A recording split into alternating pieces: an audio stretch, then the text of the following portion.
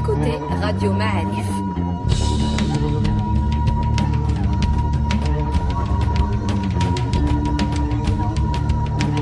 Le podcast Histoire.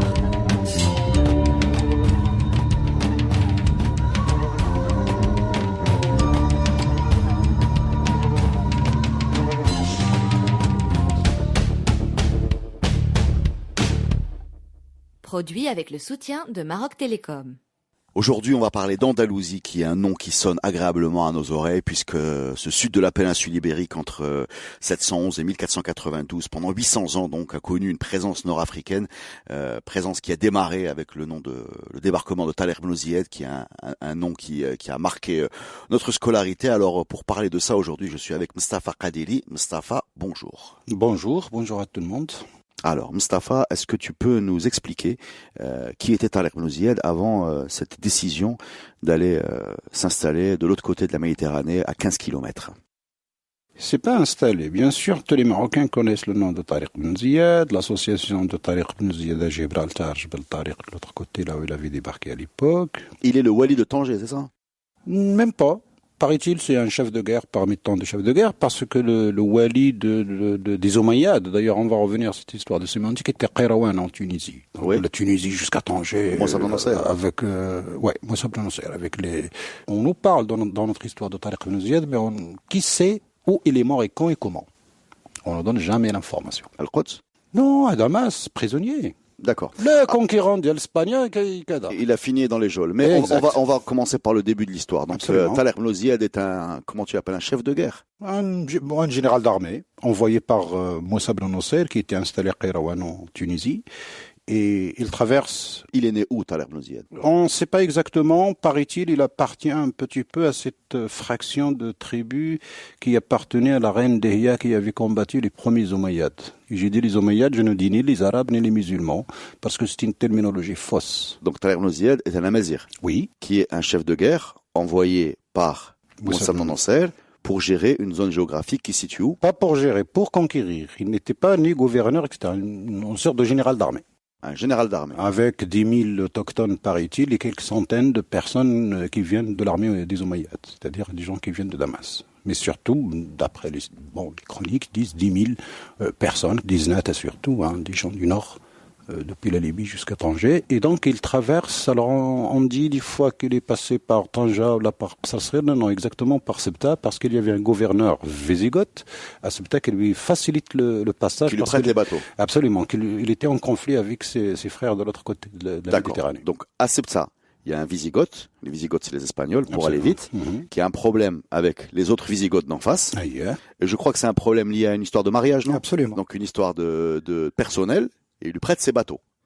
Et Thaler Ibn Ziyad traverse détroit de Gibraltar. Il arrive là-bas, il se fortifie.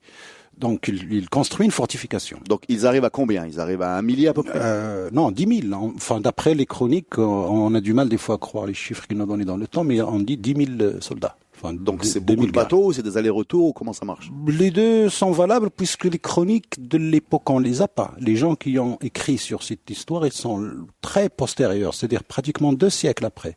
Et ça, c'est parmi les problèmes qu'on a en histoire, c'est-à-dire toute la période islamique, on a en général, tous les écrits sur le passé démarrent 2 siècles après les événements, et c'est là que ça nous crée beaucoup de problèmes de compréhension. D'accord. Alors, avant les fortifications des premières positions, il y a ce fameux discours qu'on apprend à l'école,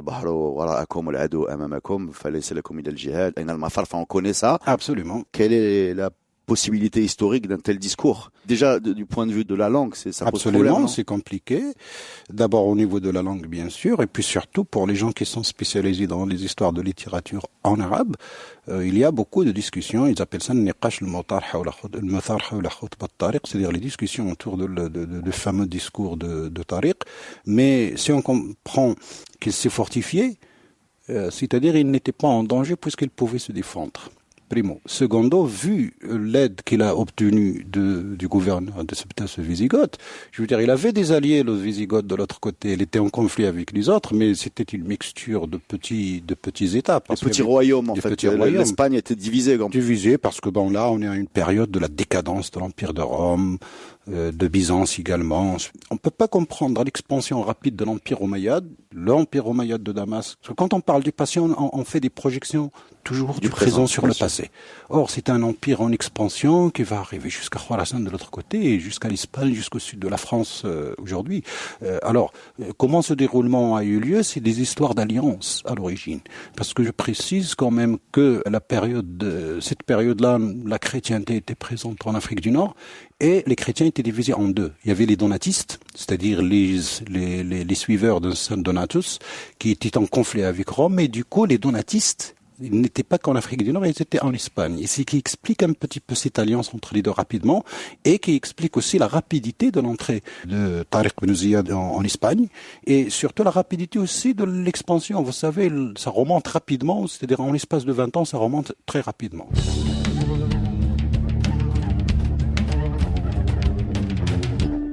Ce débarquement se fait avec le hockey de sa hiérarchie, donc qui est Aqelawan, c'est-à-dire Moussa Ben Nusayr.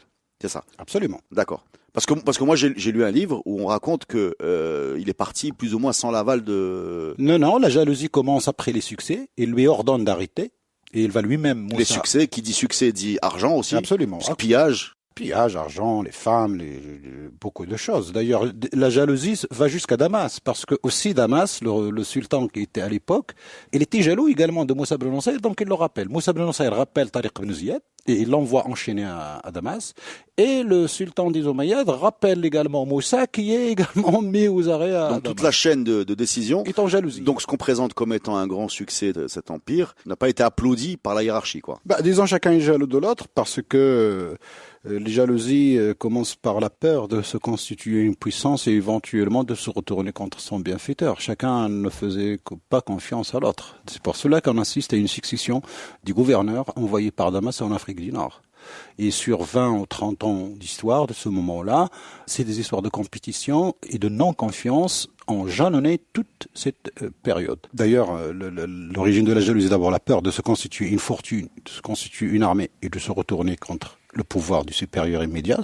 Ensuite, l'enjeu aussi, c'est le nombre de ce qu'ils appellent jawari, les femmes prises en captivité, l'argent, les biens, peut-être les moutons, les chevaux. La puissance, quoi. La puissance. Et du coup, la hiérarchie, pareil, chacun demandait à l'autre de lui envoyer. On a des chroniques qui rapportent des lettres sur les sultans de Damas qui demandent à leur gouverneur de m'envoyer tant, de m'envoyer des femmes comme telles.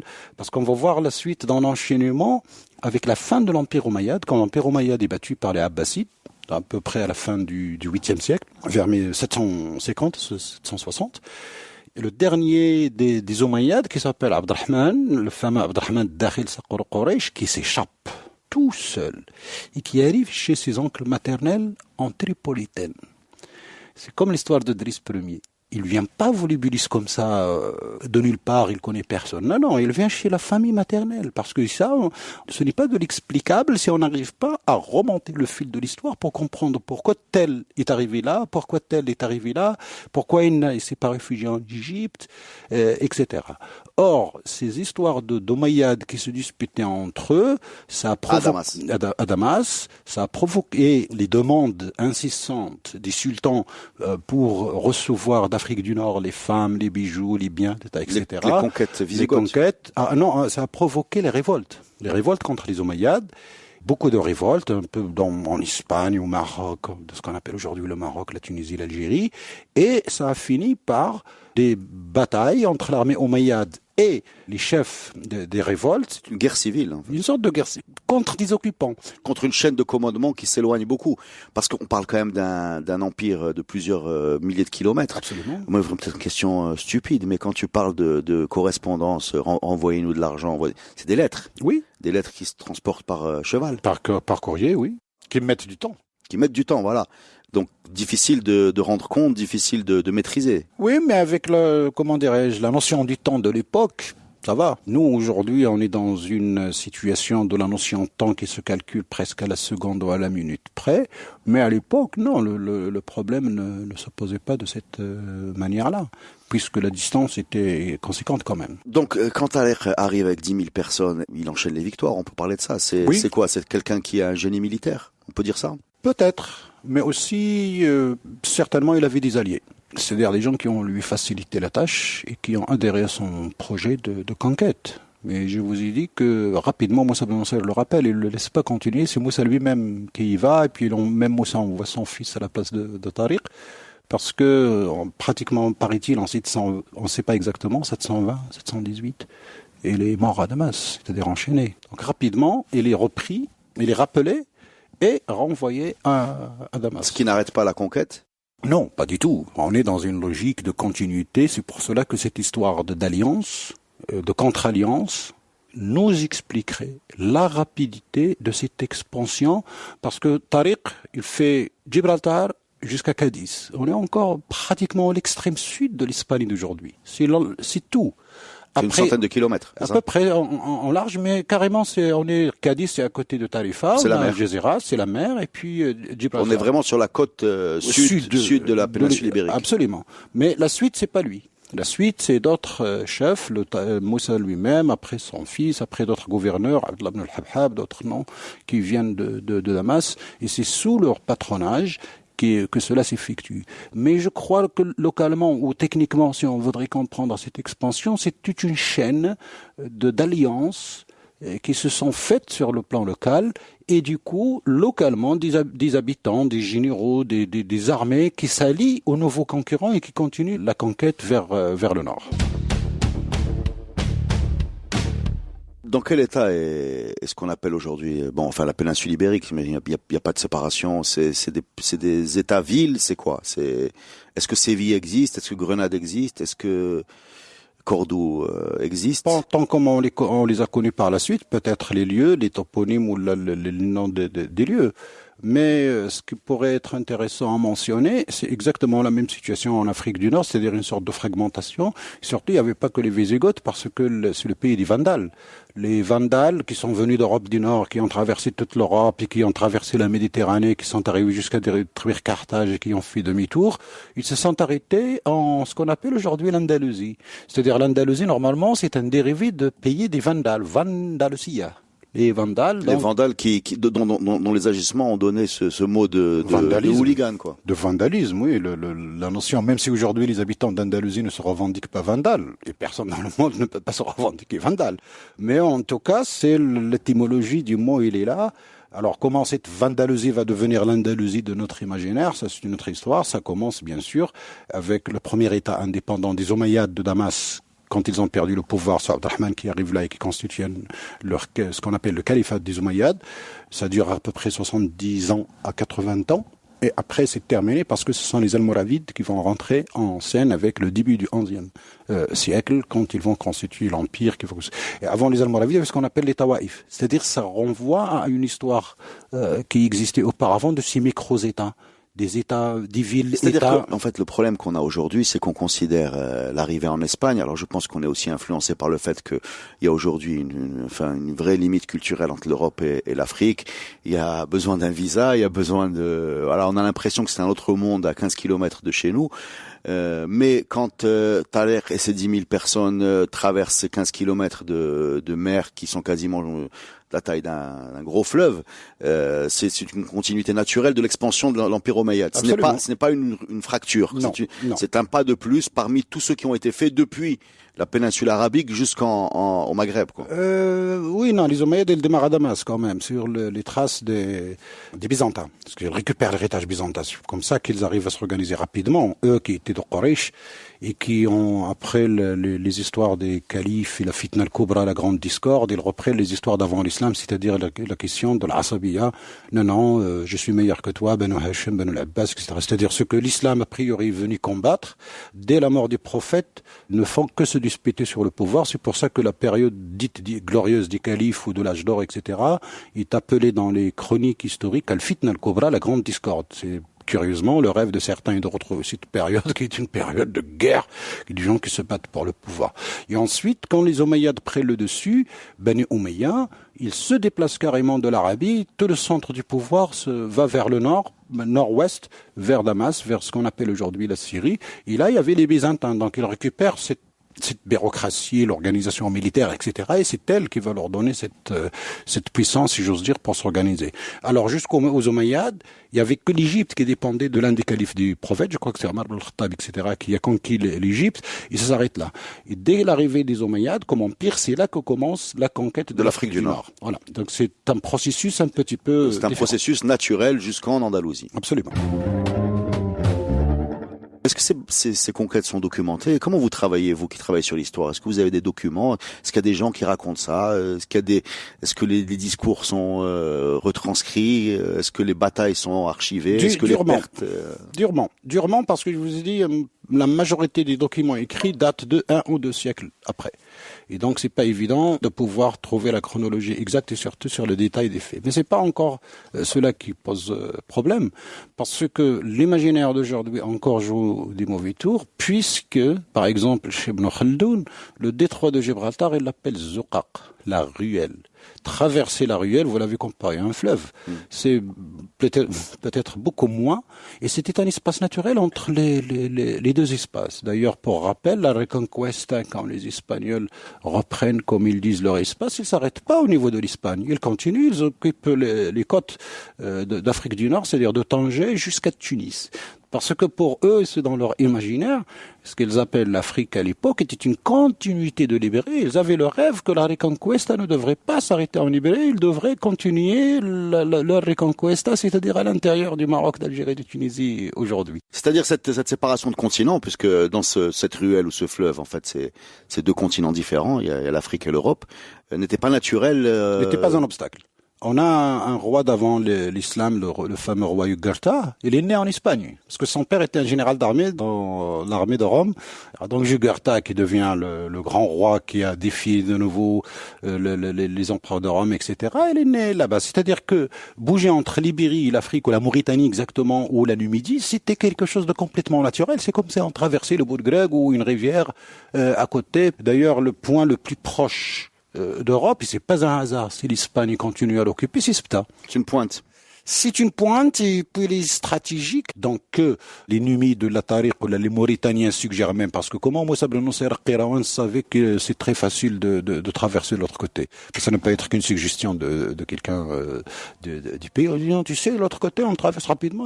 Ah bon, il y a des terres là-bas, oui, il y a des terres, et puis il y a de l'or, on peut lui raconter tout ce qu'on veut. Donc il y avait des richesses dans cette zone wisigothe. Moi j'ai vraiment des questions basiques, parce que malheureusement on n'a pas l'imaginaire. Notre imaginaire est construit également par des fictions, des films, les films qui nous racontent énormément de conquêtes. Mais celle-là, elle est pas filmée. Hollywood s'est pas intéressé à ça. Mais ça ressemble à quoi? Ils se battent avec quoi? Ils se battent avec des épées. Ils se battent avec des. Est-ce qu'il y a des canons? Je sais pas. Pas encore la poudre, mais les épées, c'est pas non plus facile à l'époque, parce que c'est le fer, c'est de la transformation, c'est-à-dire c'est de l'industrie. D'abord, il faut avoir de la mine, il faut avoir des fabricants qui transforment cette matière, donc c'est pas aussi évident, facile d'avoir aussi ces produits-là. Or, pour ce que nous concerne dans l'histoire du Maroc, on sait que depuis la haute antiquité, on a manipulé les fers. On a, par exemple, dans les gravures rupestres, les javelots. C'est l'âge de bronze. C'est un indicateur pour les archéologues pour dater quelques éléments qu'on trouve dans les gravures rupestres, comme c'est le cas de plusieurs. Donc vous voyez, on a un repère dans le temps. Ensuite, dans les successions dynastiques, par exemple, qui ont eu lieu, les historiens ont tous pointé les combats acharnés qui ont eu lieu sur les lieux où il y a des mines. Et c'est très important. Ça peut être le fer.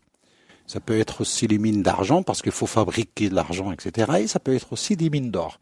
Donc les mines étaient le pétrole d'avant. En quelque sorte, comme toujours aujourd'hui, sauf que l'exploitation à l'époque était artisanale.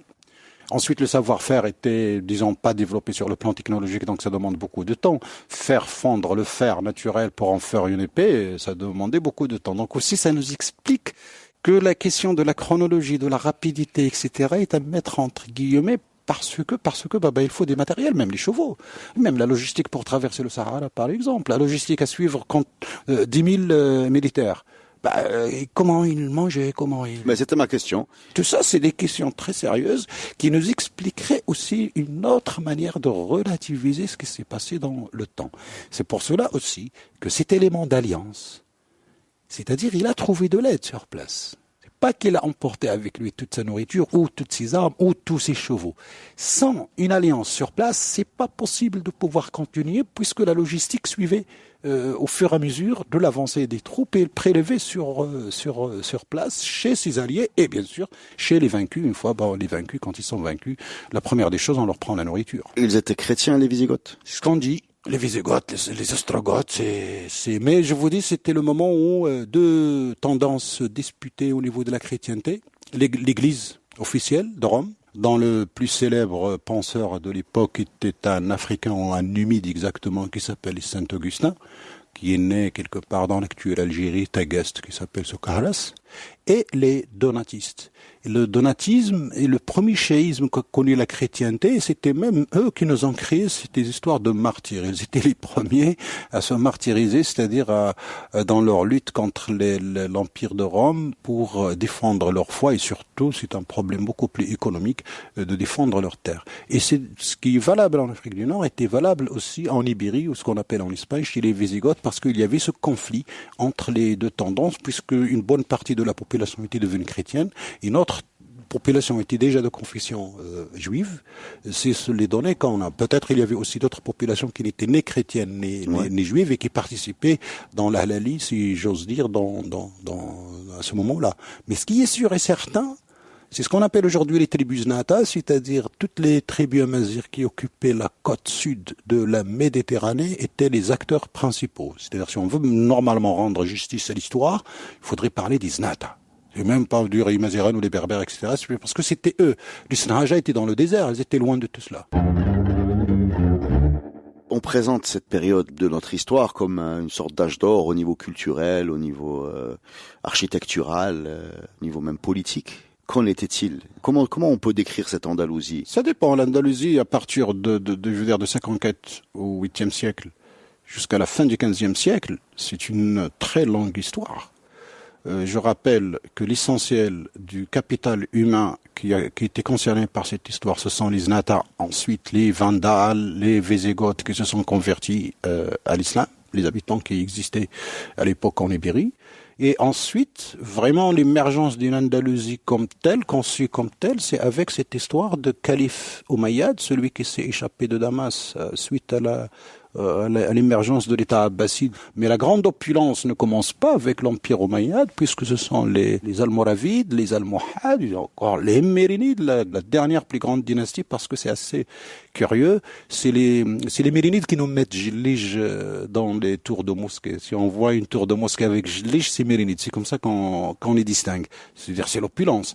Et c'est la décadence totale parce que c'est eux qui perdent l'Andalousie à partir du moment où ils commencent à faire faillite avec les histoires de succession. Quand les gamins deviennent du sultan, comme on dit, ça y est, l'armée se désintègre, le pouvoir politique se désintègre. Alors, au Maroc, malheureusement, quand on nous parle de Ibn Rushd, on nous le présente comme si c'était quelqu'un qui a vécu chez Quraysh. Or, le bonhomme est Mouram Raksh. On nous présente Ibn Arabi, le plus grand des soufis, comme quelqu'un qui est andalou, c'est-à-dire comme quelqu'un comme Bhaïla Zama Jaïm al-Qamar. Or, il a fait ses études chez Moulay Bouazza, qui est enterré à côté de Khnifra, et Moulay Bouazza n'a jamais fait d'études, c'est-à-dire les histoires d'initiation. Moulay Bouazza n'a pas fait d'études, c'est un saint soufi naturaliste qui a toute une histoire, disciple de Moulay Bouchaïb Raddad qu'on a à côté de Zmour. Et Cheikh Ibn Arabi était venu avant de prendre la route de l'Orient. Et quand il arrive là-bas, il trouve les gens de l'Orient du genre ironique. Oui, vous, les Occidentaux, les Maghrébins, c'est comme ça qu'on nous appelait, vous valez rien. Il leur écrit le livre, le Futuhat al-Makkiya, où il met en valeur toute la valeur de l'Occident, comme on disait à l'époque, l'Occident musulman. Et je reviens à cette histoire d'image qu'on a de l'Andalousie, c'est l'âge d'or. L'âge d'or, non, mais présenter l'Andalousie comme supérieure au Maroc, c'est surtout ça. La musique andalouse. C'est du pipeau, c'est de la musique l'ala. Et c'est les Français qui l'ont appelé musique andalouse en 1932. Moi, la seule musique andalouse que je connais, c'est le flamenco. Quelle est la relation entre l'ala et le flamenco, j'en sais rien. Mais ça, c'est du pipeau de l'époque coloniale. Les Français ont essayé de montrer que les Andalous sont supérieurs parce que l'élite dite d'origine andalouse, paraît-il, était les premiers à soutenir le projet colonial. côté espagnol, on a des ouvrages. Maintenant, c'est des thèses de doctorat, je veux dire, très modernes, basées sur des documents qui nous disent cela. Alors comment il faudrait appeler la musique andalouse? Parce que c'est une ancienne musique basée sur la poésie en arabe, c'est clair. Mais les instruments de musique qu'il y avait à l'époque, il y en avait deux. Le petit rbab et tar.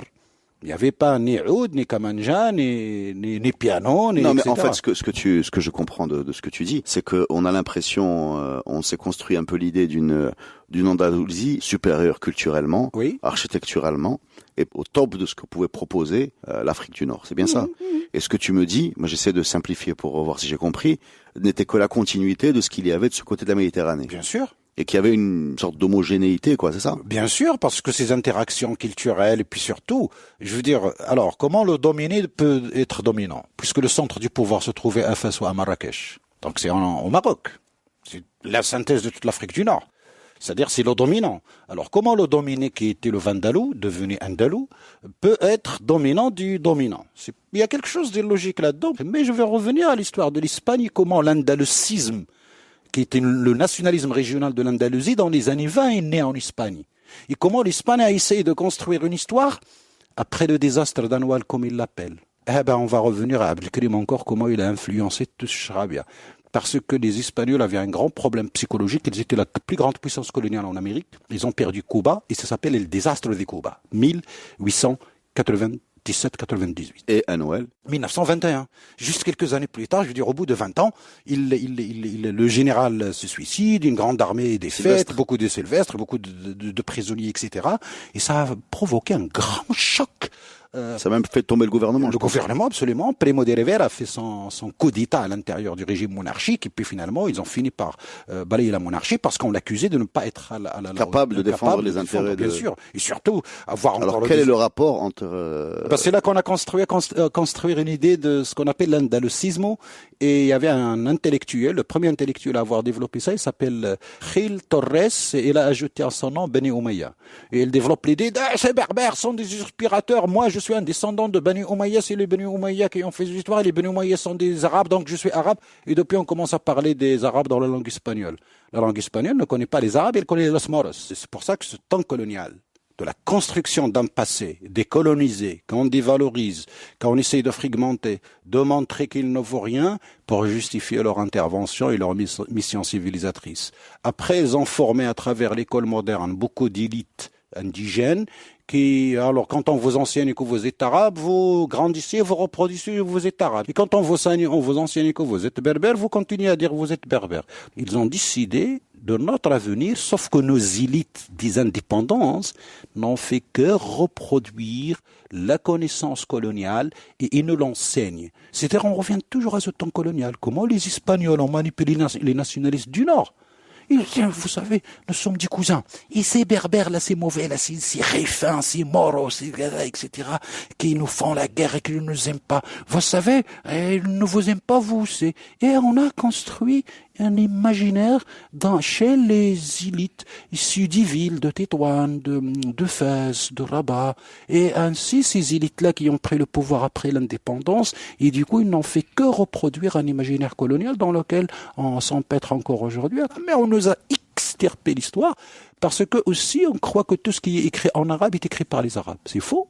Le temps colonial, qui est un élément fondamental dans notre histoire, puisque depuis les Omeyyades, on n'a pas perdu la souveraineté. Des Omeyyades jusqu'aux Français et les Espagnols.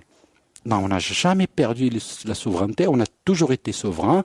On a eu des incursions des Espagnols et des Portugais, et ça a donné naissance à des nouvelles dynasties comme les Saadiens ou les Chassans sont arrivés au pouvoir. Comment ça se passait en termes d'administration concrète? Est-ce qu'il y avait des ferries? Est-ce que les gens mettaient des chevaux sur des bateaux et traversaient pour faire circuler le courrier?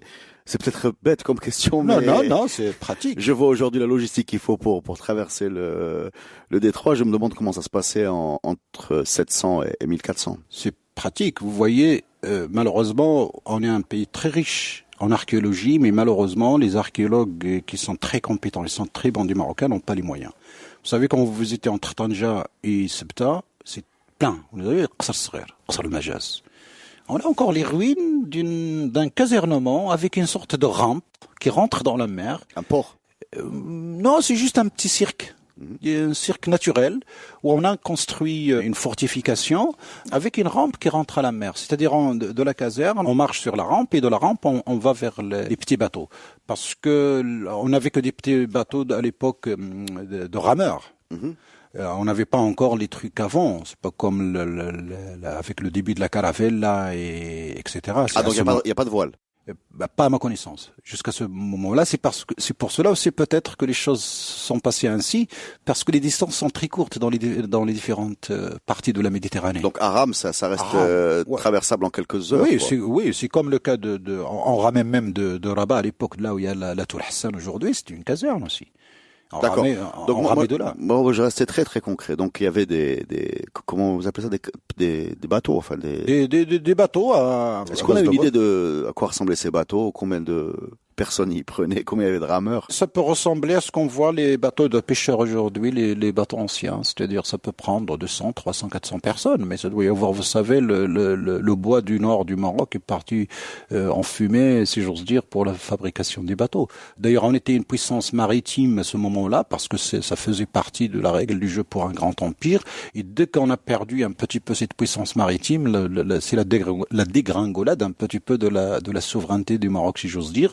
Et les Européens, à un moment, dès qu'ils sont passés à la caravelle et les bateaux avant les bateaux à vapeur, ont commencé à maîtriser la mer. Et on sait que dans l'histoire de l'Europe, entre les compétitions entre l'Espagne et les British, sur cette maîtrise de la mer et les guerres qui ont eu lieu entre eux, à partir du moment où la caravelle, c'est-à-dire les trucs à voile, se sont mis... Alors, il y avait pas qu'un savoir-faire, il y avait également un savoir-faire architectural, pardon. Il suffit de se promener aujourd'hui encore à Grenade, à Séville ou à Cordoue pour voir les constructions qui ont été parfois maintenues telles quelles, parfois transformées, enfin christianisées, islamisées, enfin selon les victoires et les défaites. Mais le cachet, il est là. Oui, il y a un lourd héritage, quoi. Oui, on voit par exemple, parce que on évoque toujours un élément, parce qu'il est très facile et puis il est encore visible, les trois tours jumelles.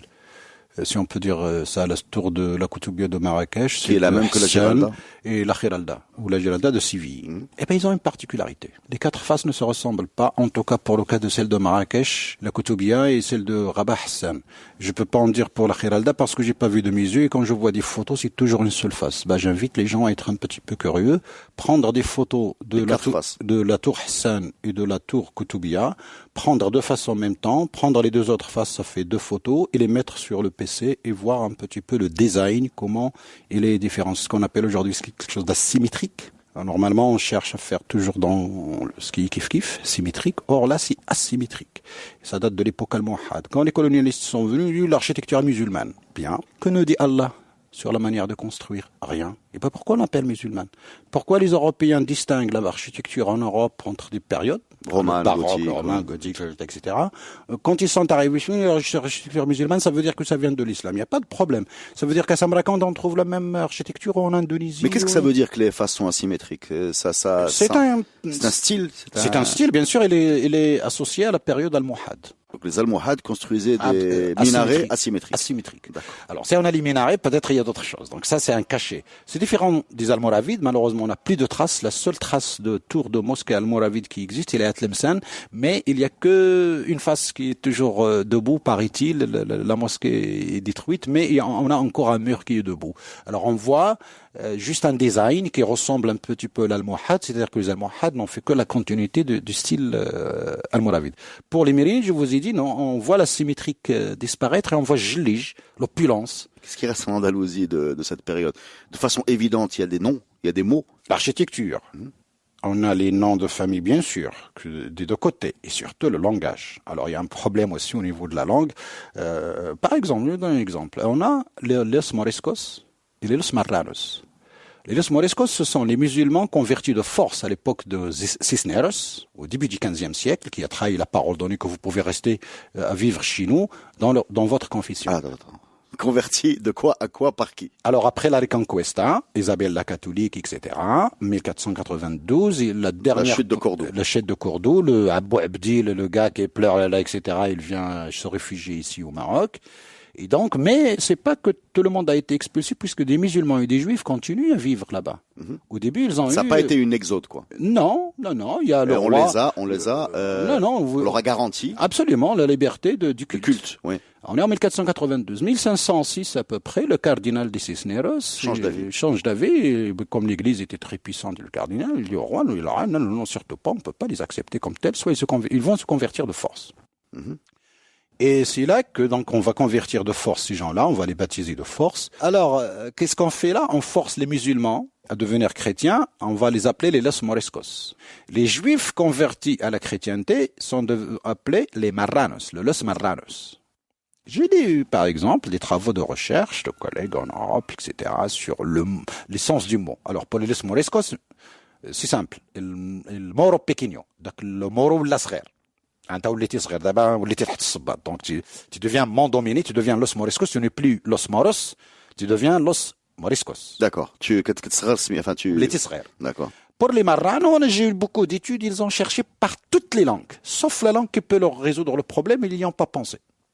سول اي مول الحانوت في المدينه دابا قول لي شكون هو مران قول لك اعوذ بالله مش واحد اللي ما تثقش فيه موسخ كذا ودابا في الصبريونيه مرانو زعما شي واحد موسخ صال با دو كونفيونس parce que les pauvres juifs de l'époque qui sont devenus chrétiens par la force, bien sûr les chrétiens, c'est là que commence l'histoire de l'Inquisition, on leur fait pas confiance, de leur bonne foi dans la chrétienté. On doute de leur...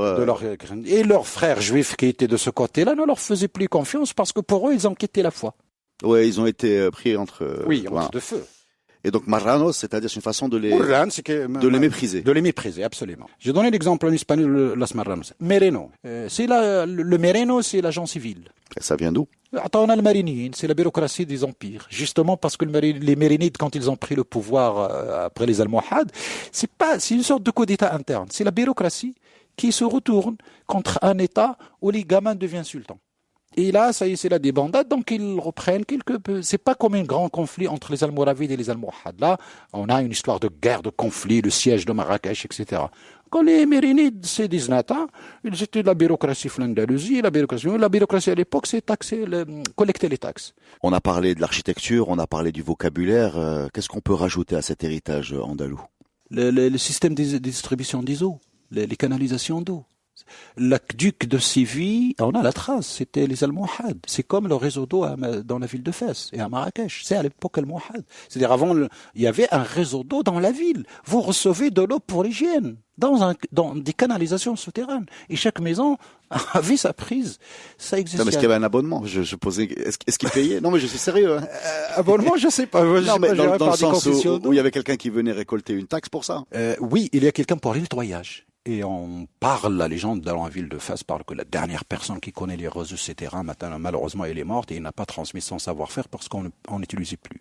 Mais on dit que dans la Médina, les maisons disposaient de trappes par laquelle cette personne passait pour pouvoir nettoyer. Et bien sûr, il recevait, on dirait pas une taxe, mais en tout cas des offrandes pour rémunération de ses services parce que c'est lui qui était chargé. Donc entre l'eau qui rentre et l'évacuation des eaux usées, je dis pour l'hygiène. Ça existait à Séville, au Tanz el-Mouhad, à Fès et à Marrakech. C'était les trois plus grosses villes de cette période-là, on peut dire? Oui. Plus développées? Absolument, oui. Les plus grandes villes, déjà, c'est les capitales un petit peu régionales. Je crois que s'il y a une particularité de l'Andalousie, c'est que les trois religions y ont vécu. Il y avait aussi les chrétiens sous l'autorité des Almoravides, par exemple. Nous avons le seul manuscrit, l'un des rares manuscrits de l'époque almoravide, on appelle ça chez les historiens le traité de Ibn Abdoun. Il a écrit sur la ville de Séville, donc après la défaite d'Ibn Abbad, une fois exilé avec les 10 autres Moulouk Tawaïf Armat, et il fait une sorte de rapport. On dit que c'est un prévôt, mais il nous fait un topo sur la ville de Séville. Il raconte beaucoup de choses. Et là, il écrit noir sur blanc, mais pourquoi ces chrétiens continuent à avoir un pensée religieux qui ne se marie pas? Pourquoi ils font pas comme leurs frères en Orient qui se marient? Il fait référence aux Maronites du Liban, ou peut-être les chrétiens d'Égypte où le clergé peut se marier. Il le note comme ça. Nous sommes Donc il y avait un clergé chrétien à Séville.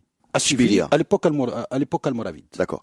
Il y avait une commune, enfin, il y avait des juifs. Il y avait des juifs, bien sûr, ça c'est une évidence, c'est associé à notre histoire Donc je pose la question très directement, cette image un peu idyllique de trois religions vivant côte à côte est une réalité qui a existé. À l'époque almoravide, Oui. À l'époque almohade de début, ils étaient sévères, ils ont forcé beaucoup de monde à se convertir, mais dès qu'ils ont pris le pouvoir, les choses sont arrivées. Vous savez quand Avec un système de taxes par religion non, ou bien non? Non, les musulmans paient la zakat. Mhm. Donc les juifs ou les chrétiens ne peuvent pas payer les zakat. Donc ils ont un impôt. C'est normal. Alors quand on parle de capitation, etc., c'est du blabla. Non, il y a un système de taxation d'abord sur les marchandises. Vous allez au souk, il en parle, Ben Abdoun, sur la taxation du souk, il en parle. Une sorte de TVA. Oui, non, une sorte de 5, ce qu'on appelle aujourd'hui 5, les droits d'entrée, droits de porte. Ah, pour avoir accès au marché. Absolument. D'accord. Il en parle, nous sommes au XIe siècle. C'est un excellent document sur la gouvernance à l'époque almoravide d'une ville dont il a parlé Sivi. Probablement on a des textes qui parlent. Quelles années? On est Youssef Ben Tachfin, à peu près on est après Ma'arakat Zlaqa. 1060, 1070, 11e siècle, fin 11e siècle. Et donc ça c'est documenté sur la vie. Oui, on a le document Ibn Abdoun, il a été publié la première fois en 1932, il a été repris, mais il n'est toujours pas étudié. C'est-à-dire vraiment, il parle des bouchers qui font le trafic. De quoi? Merguez. Donc ce traité d'Ibn Abdoun, de Sivi almoravide peut nous donner une photographie extraordinaire de l'organisation sociale, y compris un élément de détail que je peux rajouter, si je m'en souviens, parce que ça fait longtemps que je l'ai lu. La ville de Séville est gouvernée par une assemblée élue de 10 personnes, et il dit 6 Vandales, Andalus, et 4, je me souviens plus s'il dit Berbères ou s'il dit Almoravide. Donc on a un conseil de la ville, la majorité des habitants sont des Andalus, sont 6. Ces Andalous sont musulmans? Oui. D'accord. Il ne précise pas la confession, mais certainement, à mon avis, ça doit être puisqu'ils étaient dans la position dominante, oui. Il dit des Andalous comme ça. D'accord. Ils sont majoritaires. Comme habitants, oui, de la ville, donc ils sont majoritaires au conseil de la ville qui était 10 personnes. Et ces 10 sont choisis comment? Élus. Donc avec un vote? Certainement. Qui vote? Les habitants. Les hommes? Certainement. Les chefs, pas les hommes, mais je dirais les chefs de foyer. Parce que c'est un système. Alors, le mot vote, bien sûr, renvoie au bulletin, à l'urne, etc. C'était les assemblées. C'est que les Français ont appelé les coutumiers, les trucs, etc. Nous avons ça jusqu'à début du XXe siècle. Donc, tu nous décris quand même un système de gouvernance assez élaboré, assez subtil, quoi. Certainement, parce que vous pouvez imaginer avec les moyens de l'époque, la bureaucratie, l'armée, je veux dire, pour le cas des Almoravides comme pour d'autres, je veux dire, avoir un gouverneur qui représente le pouvoir central, c'est-à-dire le sultan, avoir une armée sous la main, mais les affaires locales. La gestion des affaires locales est un élément fondamental quand même dans la stabilité des pays. Plus les gens se gèrent eux-mêmes, plus peut-être ils assurent la paix. D'ailleurs, quand les Almoravides sont cassés, c'est pas l'Andalousie qui se révolte contre eux. C'est ici, à côté de Marrakech, les gens de la montagne et de Marrakech qui n'étaient pas très contents de ce pouvoir-là, qui commence la révolte, et c'est le début de ce qu'on appelle Mahdi ibn Tumart avec Abdelboum ibn Ali, et ça commence juste à côté de Marrakech à Tinmel. Et c'est la fin des Almoravides. Donc après c'est les Almohades qui viennent. Mais sur l'accumulation du savoir, je veux dire, on a Ibn Rushd qui est connu, on a Ibn Maymoun qui a écrit en arabe également il était juif, il a écrit des choses dans le judaïsme et d'ailleurs pour l'histoire.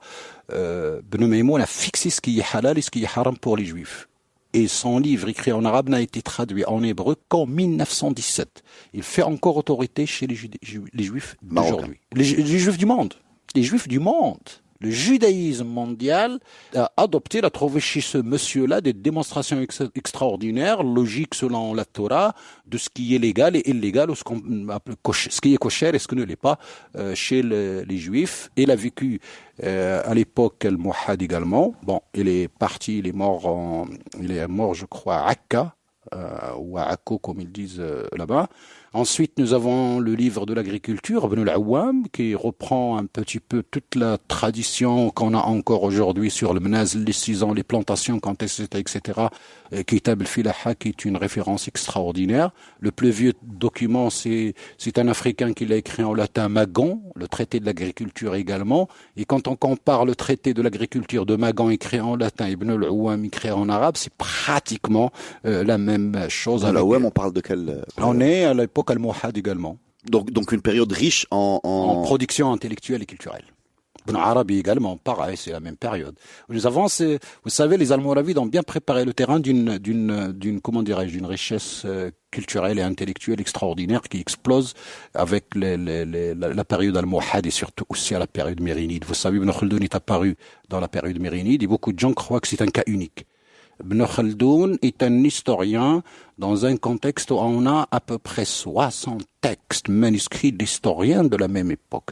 Et lui, c'est un peu, comme vous dites, si on peut dire, le must. D'accord. Est-ce qu'on a oublié un héritage, je sais pas, culinaire, sportif, musical? On a fait le tour. Ah c'est en Andalousie que le fameux Ziryab, chassé d'Orient, vient se réfugier et trouve les lieux pour s'exprimer. Ziryab, donc le musicien. Le musicien, bien sûr. C'est un Perse à l'époque, nous sommes à l'époque abbasside. Et puis il lui serre le vice un petit peu et puis il part et il trouve en Andalousie, c'est là qu'il se développe parce que s'il n'y a compositeur, s'il n'y avait pas de pouvoir politique qui permettait l'expansion de l'art, qui permettait un petit peu l'expression de l'art, on pouvait pas avoir Ziryab qu'on connaît aujourd'hui, non pas Ziryab l'oriental entre guillemets ou là le perse, non, le Ziryab qui nous a donné quelque chose dans l'histoire de la musique d'une manière générale. D'accord, donc on a fait tout là, ça ne reste plus rien. Le tasawwuf est né en Andalousie, le kabbalisme qui est le tasawwuf des juifs est né en Andalousie également. Cette mixture d'Andalousie à l'époque entre l'époque almoravide et almohade était quelque chose d'extraordinaire parce que d'après les traces, il y avait même également des gens qui sont venus de Perse et d'Inde et qui se sont installés en Andalousie. Donc vous imaginez ce multiculturalisme entre guillemets que le système politique permettait nous a donné beaucoup de choses puisque c'est dans l'échange que naît quelque chose qui est une sorte de progression. Bien sûr, c'est mauvais de rester entre nous. C'est pour cela qu'il faut toujours être comment dirais-je, ouvert aux autres, pas à tous les vents comme on dit, mais surtout c'est par l'échange qu'on arrive à avancer. Merci beaucoup Mustapha Kadili, c'était passionnant. Merci à vous. Moi je vais rajouter un petit mot parce que j'ai oublié de te présenter, il faudrait te présenter. Je suis Mustapha Kadili, enseignant à l'université de Mohamed V à Rabat. J'enseigne l'histoire politique et l'anthropologie historique. Et c'est la démarche de l'anthropologie de l'histoire que j'ai appris auprès d'autres professeurs, je peux même les nommer comme M. Abdelahad Sebti, entre autres qu'on a au Maroc, Abdelrahman Al-Khassasi, d'autres, Georges Balandier. Je veux dire, je suis influencé par ces gens-là qui ont un petit peu renversé la manière avec laquelle on regarde le passé parce que le challenge pour nous, c'est toute cette recherche coloniale qu'on a reproduit après l'indépendance et qui ne rend pas compte, à vrai dire, de notre passé, puisque ce passé, on ne va pas dire qu'il est glorieux ou pas glorieux, mais en tout cas, il a son pesant en or qu'on doit connaître pour s'assumer comme on est. Et il est complexe. Pour s'assumer comme on l'est. Il est ambigu, mais je veux dire, jusqu'à la fin du 19e, il ne l'était pas. Les chroniqueurs historiens de l'époque, non, pour eux, c'est normal, ils parlent le Maroc, Bilad le Maghreb, bien clair et tout. Quand les colonialistes arrivent avec le français, l'espagnol, l'anglais, etc., ça le fait.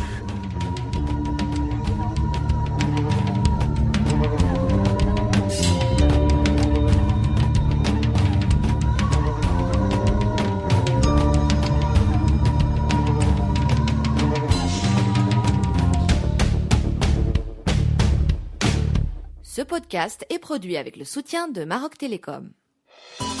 Maroc Télécom, un monde nouveau vous appelle.